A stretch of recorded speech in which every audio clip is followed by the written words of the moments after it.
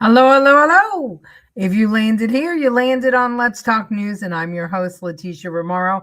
And I can't believe I'm sitting here in a sweater. Um, we're in South Carolina, and today our heat index was 113 degrees. And I was out in the garden playing all day. And for some reason, now I have a chill. So I possibly heat exhaustion, lost a lot of water. I don't know. But I'm here and I'm excited because we are going to be talking about Trump's NATO trip. Some people pissed him off. Some actually got in his good graces. And we're going to learn all about that tonight. But we have our friend from the other side of the world, but the same side of the issues, Kevin Wall. And in response to who did Trump piss off, or who pissed Trump off, or who didn't, Kevin says, with Australia's far left woke government, we are losing a bit of ground with America's trust, but have enough history and war to stay above water at this time. And that is true. America loves the Australians. We just do. The country has changed from an outsider's perspective, right? When I thought of Australia, I thought of tough people. I thought of farmers and cattle ranchers and men who wrestled crocodiles. I thought of tough negotiators and people who could weather, quite literally, any kind of condition. I always thought of Australians as being like the salt of the earth, the people you could depend on, both men and women. I've always thought of them as being strong and strong-willed and focused. And all of a sudden, I don't know if it was only after COVID or even before, it's not the same. It doesn't feel the same. It feels like government officials are a bit paranoid and authoritarian, kind of socialist. So I don't know. I mean, that's why we have Kevin here to help us out and tell us what's going on over there. But really important. I mean, Australia is an important country and a good ally for us. Hi, Francine. Good to have you. Hi, Andrew Dorman. Aloha, Santillian. We've missed you. I'm hoping that you're well. Hi, Angela. Rick, I missed you too. And Karen, good to have you. And the professor and the other Kevin from right here on this side of the earth and the same side of the issues. Good to have you all with us.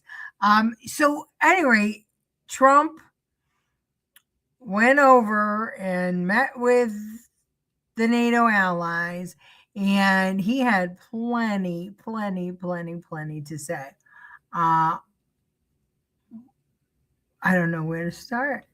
Hello, Ramon. Oh, good. So Ramon was in Washington, D.C.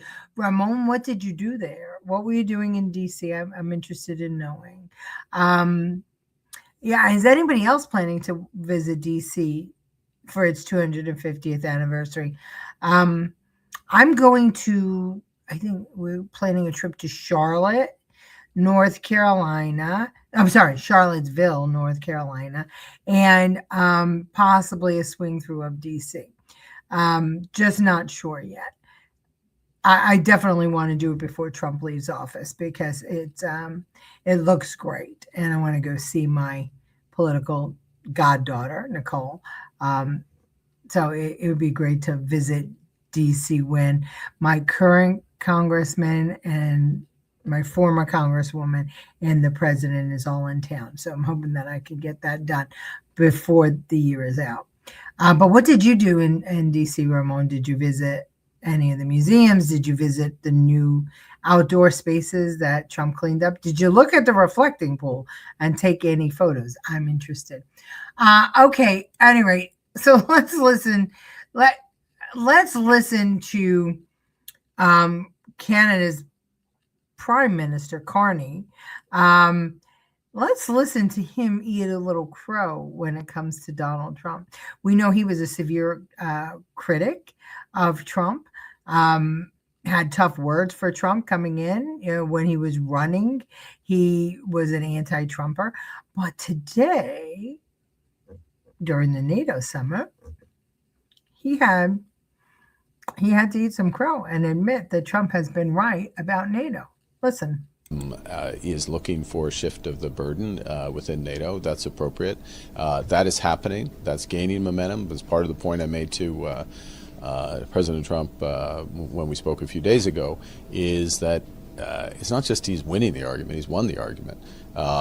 Countries recognize that they need to take more responsibility, see the direct threats. Now, the question for NATO, and part of what we will discuss and part of the point I will make in the room with my 3.5 minutes of time, so which is about a quarter of the length of my normal answer, I know, so I apologize. Is that those shifting burdens are going to be, in our view, most effectively done, obviously with greater capacity. We have to spend more, we have to build these capacities, that's what we're doing, but in ways that recognize the regions in which we operate. So for Canada, North America, obviously, up until now, NATO has said, well, North American security, that's your problem. Well, North American security, and particularly Arctic security, and remind everybody that we've got 15% of the world's coastline. Arctic security is not a flank; it's a front. With the shift in the threats and Russia as a direct adversary, so spending there and coordinating not just Canada, but Canada, the Nordics, Canada, Germany, Canada, France, Canada, the Baltics. That crescent is vital for NATO. So that's where the discussion, in our judgment, needs to go.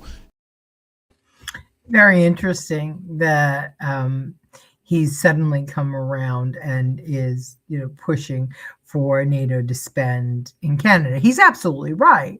The thing is that Canada barely spends any money on its own borders or its own protection. America is spending most of the money. Canada has been resting on its laurels, and we have been the bear in the backyard for them.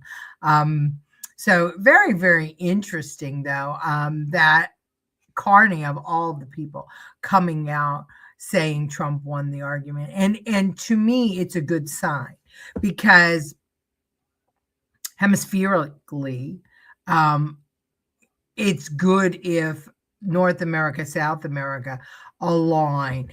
And I know it's never going to happen that South America aligns with America altogether, although we're seeing huge movement in Venezuela.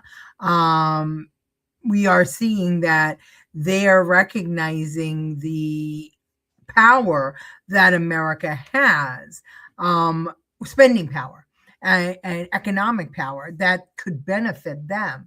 And that's what Trump uses in these negotiations. He uses the economic buying power of the United States.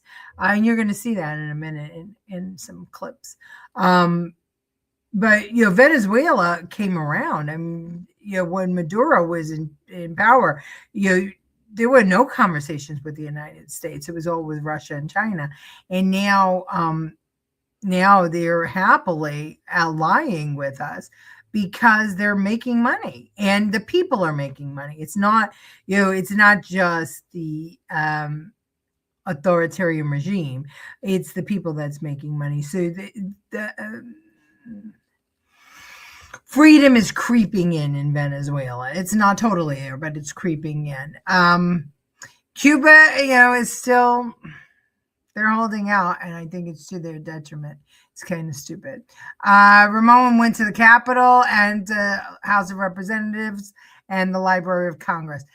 Yes, when you go there, you think that the floor is really, really big, or when you see the State of the Union address, you think that that's a really big place, and it's really not. The Capitol is not that big. we talked about the history of America, and we talked about the fact that James Madison was 5'4" and 100 pounds. People were smaller when the Capitol was built. This is the second Capitol, but they didn't expand the footprint. And that's why when you see these landmarks and you see how small they are, then you can understand Trump wanting to expand the ballroom, because the place where our constitutional republic moves and grooves every day, pushing forth freedom for 330 million people in America, and also trying to ensure that people around the world are free. Very, very small, tiny places. And when you consider that the average man now in America is about 6'2", we need bigger space, and we need better space, and we need a space that is secure, because we have far more enemies now than we ever did before. We have far more allies, but our allies don't seem to do very much for us these days. Hello, Lucille Chavon. Good to have you. Ramon says the White House is gated like a fortress because of MAGA-phobic losers were shooting the area and caused a lockdown. Oh, that's too bad. Hi, Gloria. Good to have you. Ramon went to the American State Fair. Florida's booth has a very long line. I visited the booth of my former home state, New Jersey, which I thank Cape May County for representing New Jersey and Washington. Oh, that's good. I love Cape May. Cape May is beautiful. Hello, Gary. I am fantastic. I hope you are too. Ramon went to the Pennsylvania booth, and the line is long, which I thank you as Senators Dave McCormick and John Fetterman. Also to the people who participated. Oh, that's right. I forgot about the fair.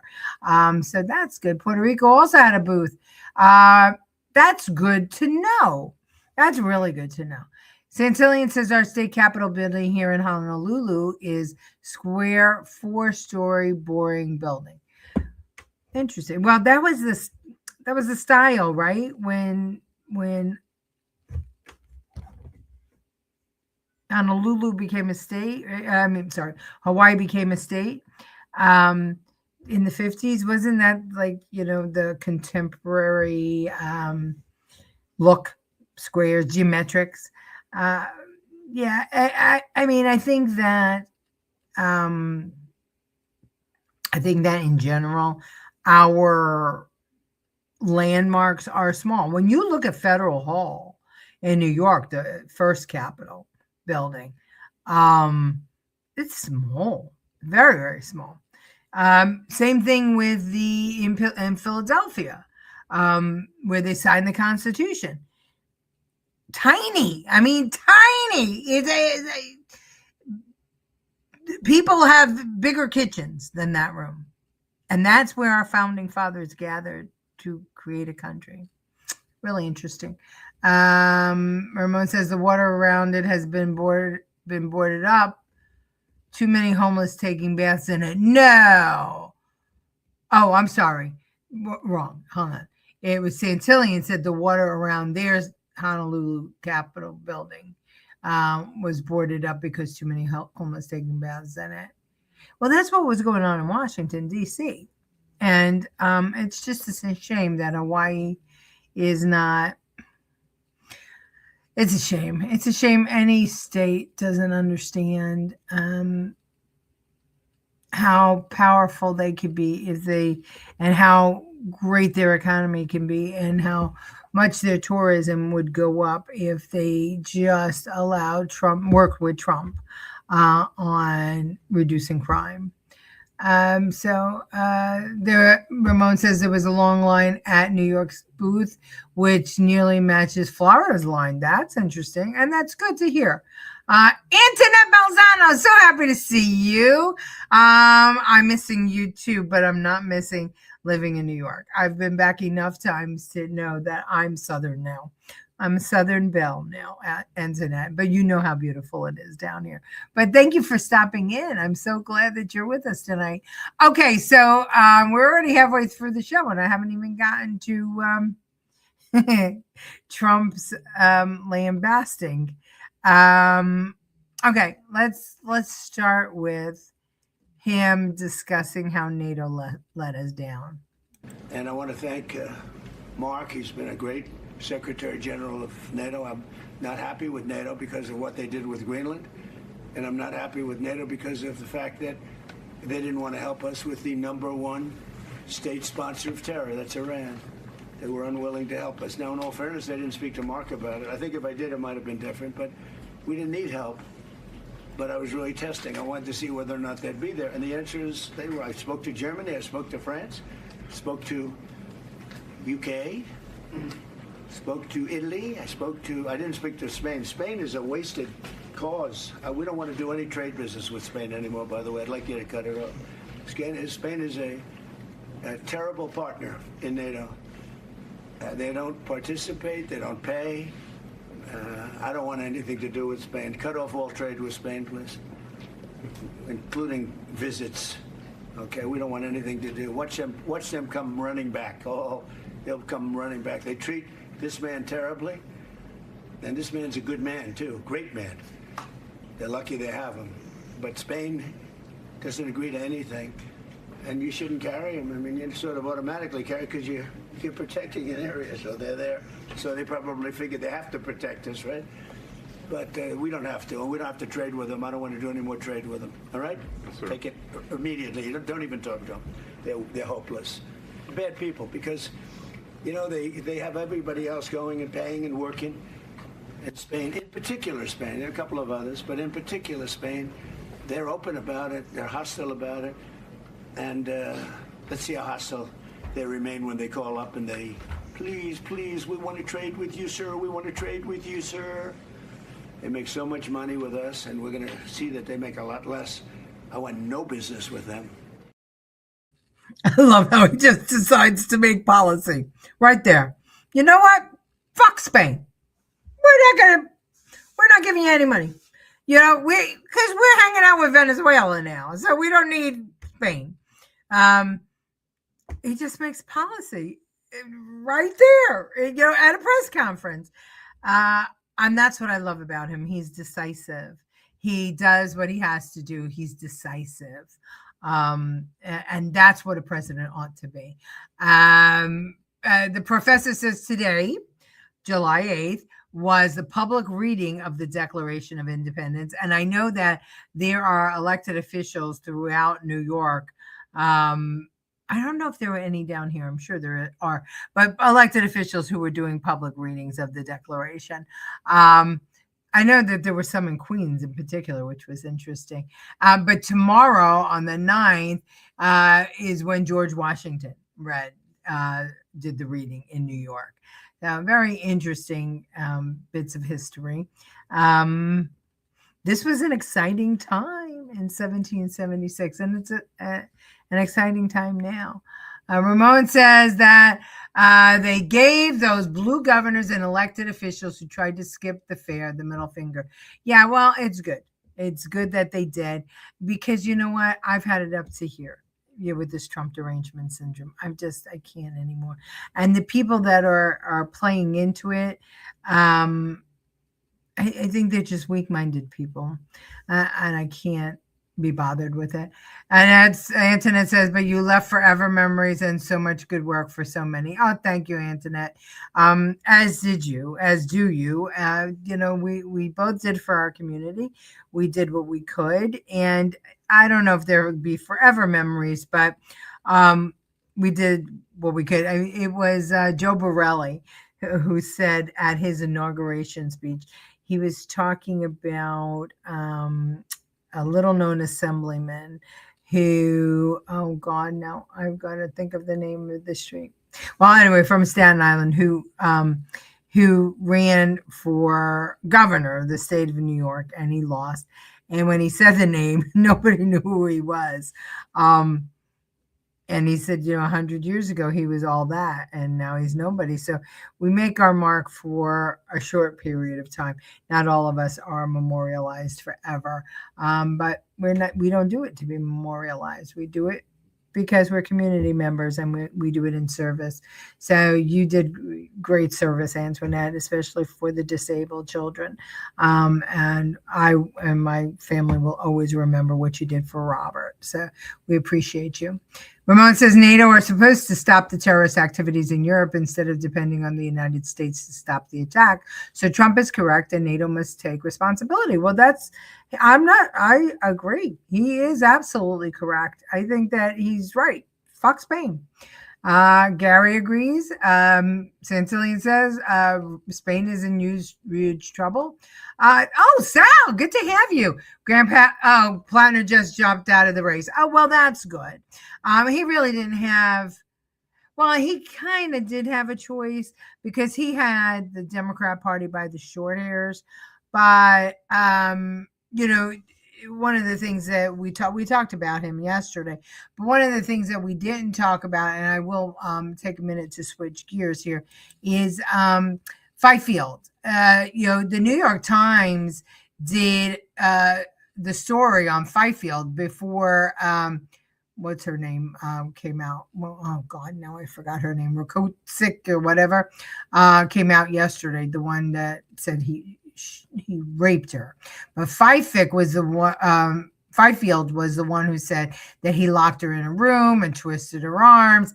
And the New York Times said that they couldn't corroborate her story. She gave the Times 5 names, said that 2 could corroborate the timeline of her dating, and the other 3 were people who could corroborate the fact that it happened because she told them that. And the Times only contacted the 2 who could do the timeline. So she and the other one, the one that claimed rape, Wojtowicz. I'm doing that from memory. Sorry, my memory is not great. She said that she had to come forward because when she saw that Fifield, that the Times did not take Fifield seriously, she felt she had to come forward and make sure that people knew what Graham Plattner was and did. But isn't it interesting that the New York Times was willing to play cover-up? The New York Times, who's supposed to, the facts, the gray lady who doesn't, mince words. Well, guess what? Who doesn't take sides, doesn't have opinions, doesn't slant stories, just reports the facts. Well, they did a disservice to the people of Maine because the story came out just before the election and the Times buried it. So interesting stuff. Ramon says, bad move for Spain. They'll bend the knee to Trump. Just give it time. Oh, I'm sure they will. I mean, everybody is going to bend the knee. But, what good is it when you don't need them? I don't think he's ever going to forget. And I will never forget this whole Greenland thing, that everybody got balls to try and come against us to protect Greenland against our incursion. Fuck that shit. Because at the end of the day, they don't breathe without us. Let them all cough up the money. Let's see what happens. You know what? I think that Trump should say, listen, at least I got them all to cough in the money, and we don't need to. We're going to protect ourselves. And that's what everybody's been wanting forever, right? All the money out of NATO and all the money out of Europe. So why the fuck not? We don't need all this shit. We really don't. We should also walk away from fucking Hormuz. Who cares? We should make sure that that no nuclear weapon. But screw this Hormuz shit. I mean, we have our own gas. We don't need their gas. Santillian, every elected official here did not care about our 4th of July. No mention of it. It's disgusting. It really is sad. It's really sad. I mean, Hawaii was always separatist. It feels to me almost like Hawaii never wanted to be part of America. I don't know if that's true or not. It's what feels to me, and I've never done enough investigating of Hawaii to know. I know that Alaska wanted to be part of, but they still want to stand apart. People who live in Alaska don't want part of they don't even want to be involved in society, most of them. So, Stephen Plotkin, Graham Plattner just dropped out of the Senate race. Thanks, Stephen. I appreciate that. That you would fill us in like that. And now, yesterday we talked about the 4 that might take his place. And, I think it's between the guy that ran for governor and the small business owner, the beer guy. Let's see. I mean, I don't see them running the secretary. What's her name? I don't see them running the woman, and I don't see them running the gay guy. I see them running one of the tough guys, right? The soldiers, the business owners. That's who I think they're going to run. But I think that the damage is done. I think that Collins is going to be okay. That's my 2 cents. Gloria said, ma'am, dummy went to Katz's Deli with protesters for lunch. They gave him a free sandwich and banned him from coming in again unless he leaves the protests out of the restaurant.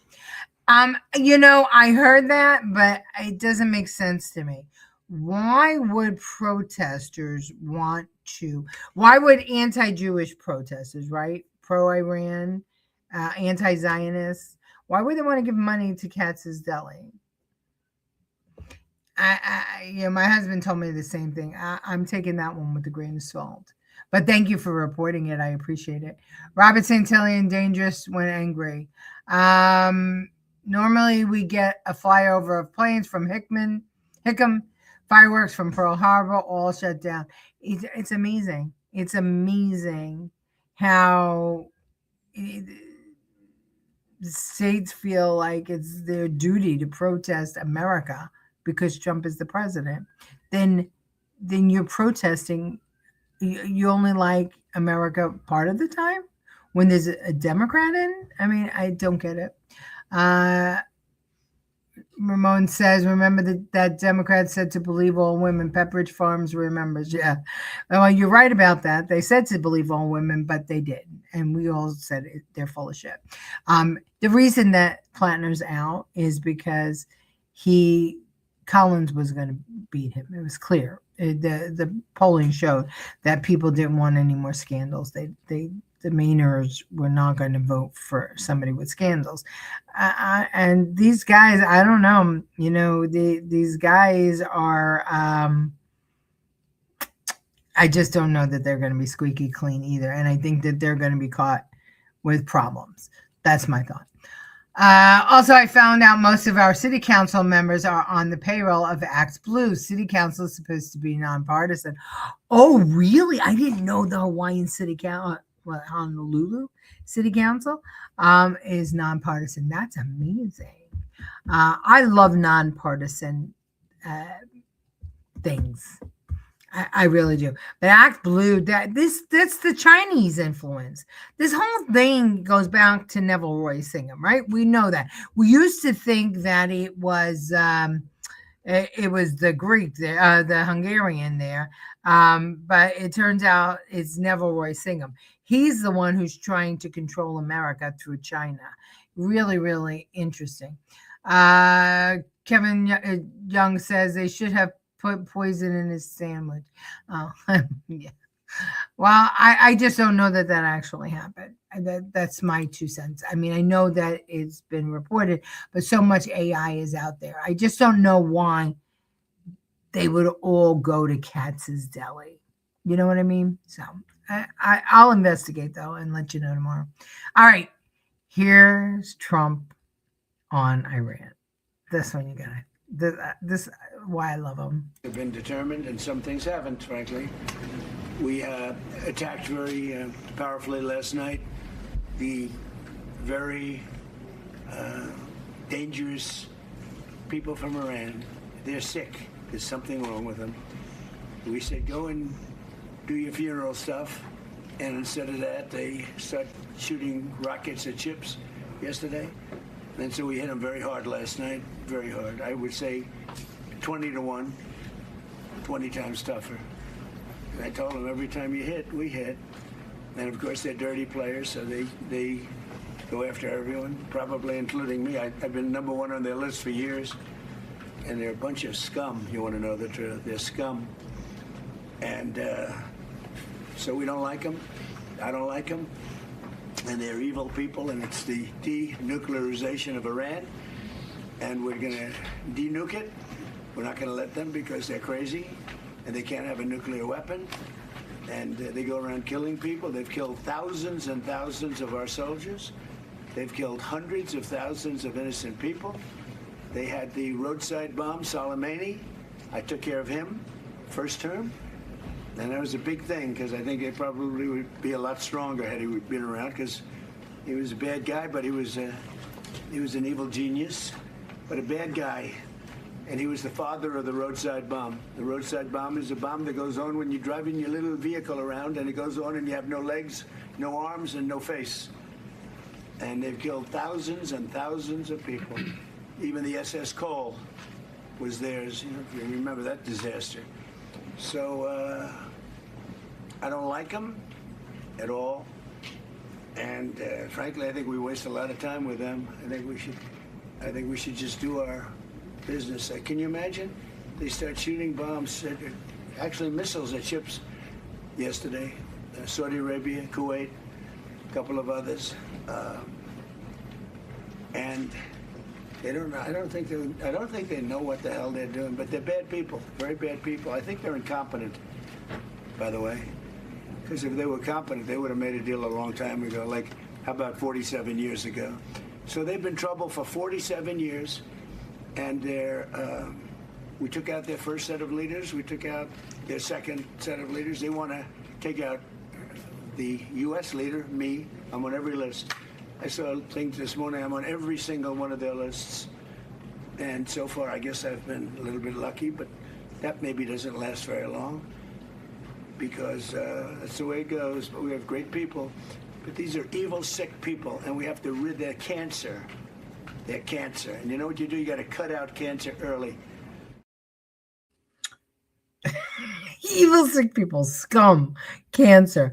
I love him. I absolutely love him. He doesn't mince words. And all signs are pointing to NATO getting on board and helping America with Greenland and NATO taking over the defense of the Strait of Hormuz, and as it should be, because we don't need them. Russia is having a problem. Trump seems to be working really well with Zelensky. He's doing more for Ukraine than Biden ever did. The strategies that they're coming up with are fantastic, and Zelensky was able to create that anti-drone system. So they're be able to defend themselves against drone, which they're sharing with America, and they're top notch in developing drones. So pretty good stuff going on here. I mean, Trump has positioned himself really well, but the Democrats, the very interesting new talking point, and I've heard it from some moderate Democrats too, which is just killing me, is that if Trump wants to fight socialism, then he needs to condemn. He needs to stop coddling Putin and Xi. I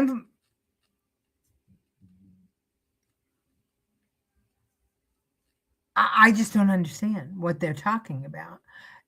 The guy is fighting in the backyard, in our backyard, protecting our backyard from invasion of Russia and China in South America. And he got condemned for that. What the hell are they talking about? Do they want Trump to say, Putin is no good, Xi is no good? He said it. When he gets pissed at people, he calls them out. I mean, Iran is scums and evil people and all that other stuff. And he has said the same with Xi and Putin. What do they want him to do? Not talk to them? what do these sophisticated Democrats who seem to claim to want peace, what do they want him to do? Start a war with them? Well, he basically is one-upping them. So, stop with that talking point because it really doesn't work well. Let's see. We have Ramon says once Plattner is out, the people who back him and endorse him are coping and telling people to shut up with their plan when their plan backfires. So supposedly the Democrat Party today set up a system where there would be a 600-person convention to pick the replacement. Plattner was demanding that he be able to pick his own replacement, and the main Democrat state chairman said absolutely not. It wasn't going to go that way. You have nothing left to add.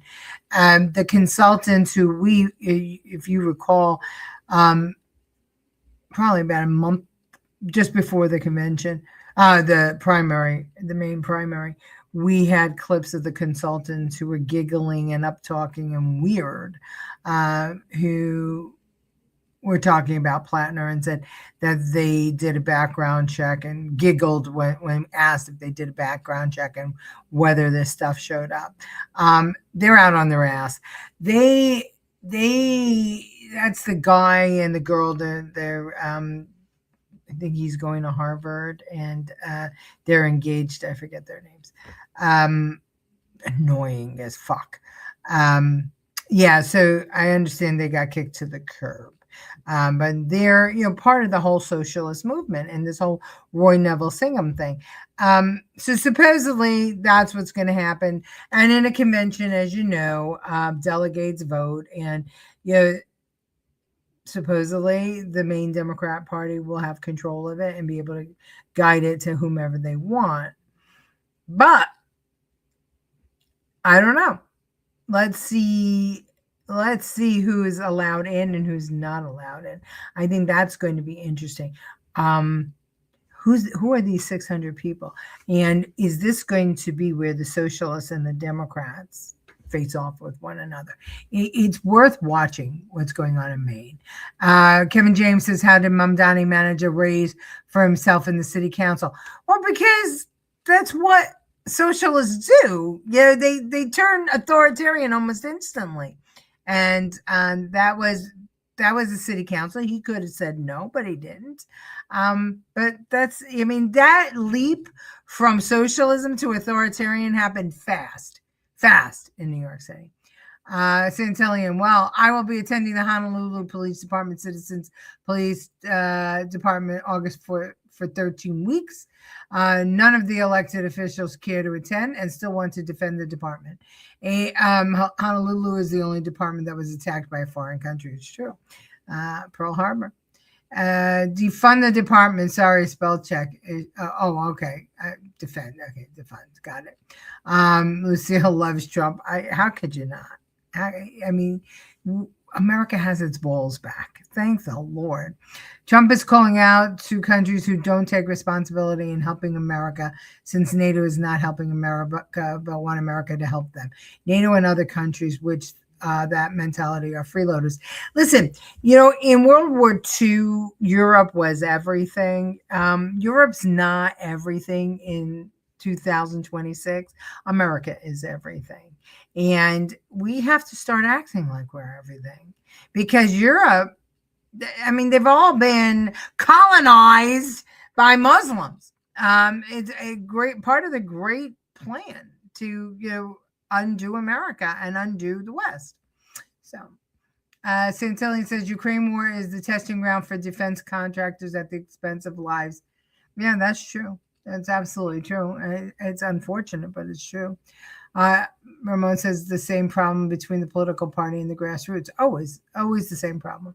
That's the insider stuff, right? That's what we're having a problem right now with the swamp. What Trump is going through has got nothing to do with specifically Democrats. The swamp is selling him out. If the Republicans that were in office right now could unify, we'd have the the Save America Act passed. We would have birthright citizenship. Okay, Supreme Court says amend the Constitution, not necessary. We could get through with legislation saying that it's illegal for this like vacation citizenship that now Texas is advertising in Mexico, come to this hospital and your baby will be born an American citizen. And by the way, I think that is going to be a lawsuit that is going to change the Supreme. It's going to do something. It's going to do something. Either change the Supreme Court's decision or set a precedent or something. But yeah, because they actually made that advertisement, I think that that's what's going to go get us back into the court system on that. Angela says, I guess he's not my kind of man, according to Pocahontas anymore. Those Democrats flip more than a stack of pancakes, a bunch of losers. Yeah, listen, it's all about power, and they don't give a shit. They'll use anybody. But so will the Republicans. So yeah, we're not much better. Right? That's why patriots is all I care about. I don't care if you're a Republican or a Democrat. I care if you're a patriot. Socialism will fail. Seattle is going broke. It always fails, but people forget that. All right. Listen, I went over by 11 minutes and I love hanging out with you guys. I hate that I'm not hanging out with you guys as many days as I used to, but we're getting there. Mom is doing much, much better. So hopefully she'll be on the show soon. I'm going to let Ramon have the last word. The problem when it comes to helping others, it's okay to help others in need willingly, but when they start taking advantage of that, the line has to be drawn and pull out of it. Well, we have that situation in America, right? I mean, all those people came over the border.